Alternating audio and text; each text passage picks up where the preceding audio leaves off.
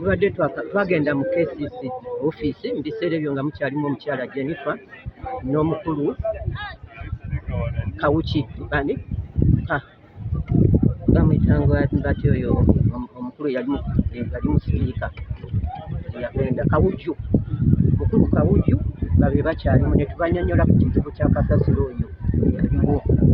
ngati bwakyali mu biseera ebyo ne batugumya ne batugamba nti temweraliikirira kasasiro tujja mukolako ebintu byonna tujja bitereeza ne tubagamba naye ekintu kisusse kubanga kati eno nga gye tuli ng'ogyeko ne kasasiro oyo enkuba bw'etonnya ekivundu nga kisituka ekyalo kyonna nga kikabali nga kivundu kyereere kati ate nga bw'ojjako ekivundu nga tetukyalina nansulo zigamba nti tusemamu amazzi balina muno pulojekiti ya zinayikondo nga waliwo omukulu azituleetedde atutambulize nayikondo ezo ku bwereere naye nga buli we tutuuka okusima amazzi n'amazzi maddugavu galinga galimu oba amayiwemu ettuuse evvu bwonna nga mabi era nayikondo eyo pulojekiti neggalwawo akati nga abakulu batugamba musobole okwetuusaako agattaapu mulimu bannaffe abatasobola kwetuusaako gattaapu abamu abasobola ne basobola okufuna ttanka nga beegulira zittanka. Kati okwemulugunya ki kwe muyina? Okwemulugunya kwe kulaba ng'ekintu kimaze kusajjuka KCC n'eryoka ejjukira okujja okukituukako naye nga luli babadde bajuzayo kasasiro kati waliwo n'ekifo ekyokubiri kye babadde bafudde land site wali mukoona enammere era nakyo twakyogerako mukoona enammere nga nawo batayireddewo dda akasasiro mmotoka zaabwe bwe ziva eva eri engulu ng'esibirawo mukoona kuba etikkula eno eva emmanga ng'esibirawo mukoona kuba etikka etwale bye bamaze okusunsula naye nga tebamageraageranyiza kumanya nti accident essaawa yonna zibeerawo era awo wabadde wafiirawo n'abantu pikipiki nga zikubaawo abantu ebigo lwakupakinga mu koona awo naye nga ne bwe tukibagamba tebakiwulira ffe tulina ne bannaffe abamu wadde kino akabenje kabaddewo ne bafa mu kino ababadde bafa endwadde ez'okuva eyo kasasiro agenda okutuusibwa mu ddwaliro ng'amabugwe gaayonooneka dda kweganga embeera yonna olwa kasasiro omungi bye baliraanye ebijjuddewo omukka bwe bassa naye tusaba be baba batwagaliza naffe obulamu n'emirembe ng'ebitundu ebirala bwe babaganya okutwalayo kasasiro atali mukole mu mbeera ennungi naffe bakyuse tebazza kasasiro mu kitiizi tumukooye kubanga tubadde tusaba naffe baayogera dda ku kyuma ekigenda omukola obulungi ekyo tebakireetanga batuuse mu kulaba kati nti ebintu bimaze okwonooneka buli kitundu bakibagobya ab'enkumba babagobye ekyengera babagobye eno emenvu bamaze obbagoba eno egindiwa eddundu babagoba kati bonna bagenda okubireeta babikkatire kiteezi tulyoke tubeere nga tuli mu kanaayo kyani buli mwaka tubeerenga ku ekyo kizibu kya kasasiro bafune ekifo basobola okufuna ebifo ng'ebyo bye batunda bo mu pulaani nga balowooza tetumanyi nti byatundwa ebibaamu ebisaawe na biki bateekemu ekyuma ekyo bateekemu ekyuma bwe baba bagamba nti bagula ekazi 100 eddundu lwaki tebayawulako zigendako kyuma ne bamanya nti n'abantu katubakuume bwe tuti basobole nga buli nkyo okubyettika nga babireeta ekiteezi erinnya Nakibuuka Laziya.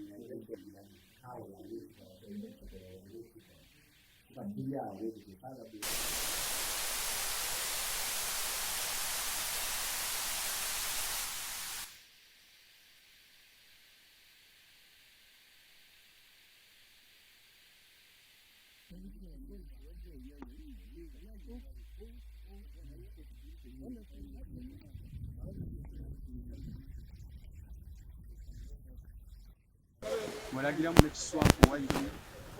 malaga nengo okunza short babo bajja ayungiemu ekyokoze ekikolwa kizira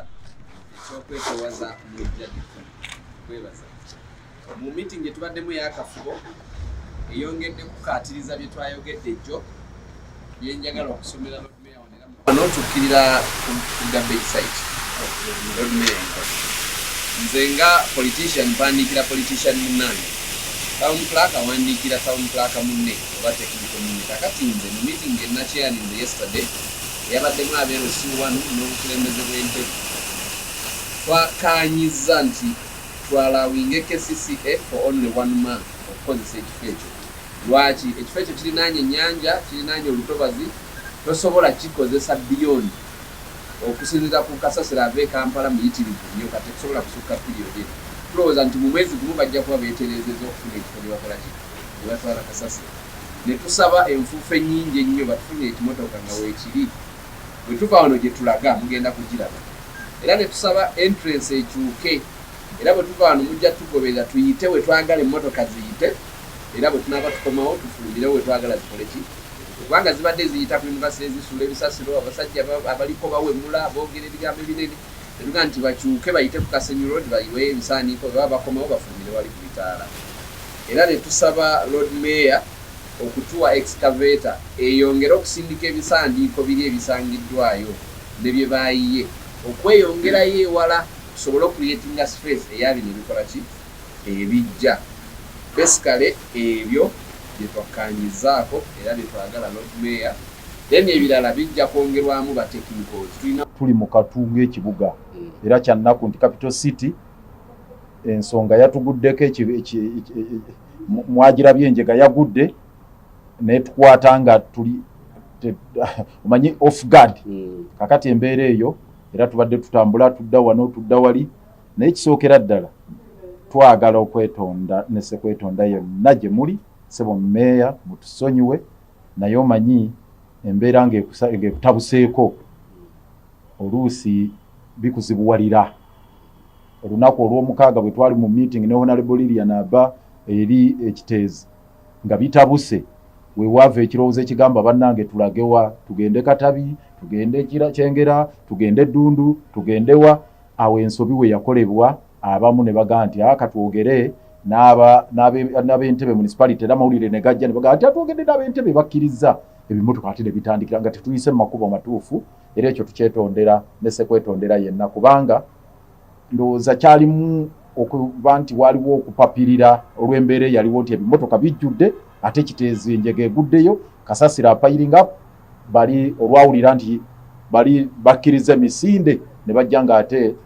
sebo tetunnaba kutuuka. Era amaloboozi bwe gatuuse jjo nga bw'oyogedde kwe kulaba nti amangu ddala tusitukiramu solid waste manager n'asobola okujja n'abalala naye tubeebaza okuba nti tutuuse ku ntegeeragana eno era ne bino ebyogeddwako tweyama okuba nti tugenda kubikola kubanga twayogedde ne ttiimu yaffe ne tugamba nti bannange Katabi bwe baba batudde nga town council balina okusomozebwa okwabwe kitooka budget yaabwe ntono. Ekirala nti bo bateekawo landfill eyaabwe ntono toba dump site eyaabwe si kasasiro mungi nnyo ng'ono waffe agenda okujja kubaffe ekiteezi tulina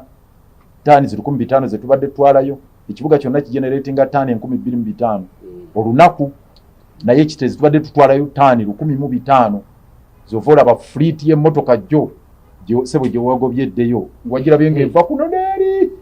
ebyo byabadde na bitono ku bimotoka aba private company ne company ntonotono ezitalina na license na kijinji ogenda kuzirabanga zonna zibadde zitwala kiteezi waliyo obukampuni bungi buli omu bwonna buyola n'abo obugaali bayola mulimu ababuleetera ku bugaali n'abalala. So ebyo tugenda kukola kyonna ekisoboka kubanga ekyoluguudo kitukakatako era kyova olaba nti enteekateeka zigenda kutandikirawo amangu ddala nga bwe kisoboka. Ekyokubiri n'ekya browser okuba nti gundi enfuufu tesituuka nnyo then n'ekyokuba nti Richet oyo avaamu tumanyi obulabe era byemu byabadde kanyanya e Kampala nti Richet bwabulabe nnyo eri environment kakati okuba nti kino ekifo ate kiri kumpi n'ennyanja kiteezi abadde alwawo kale okutuuka ku nnyanja naye wano Kinyana Mpindi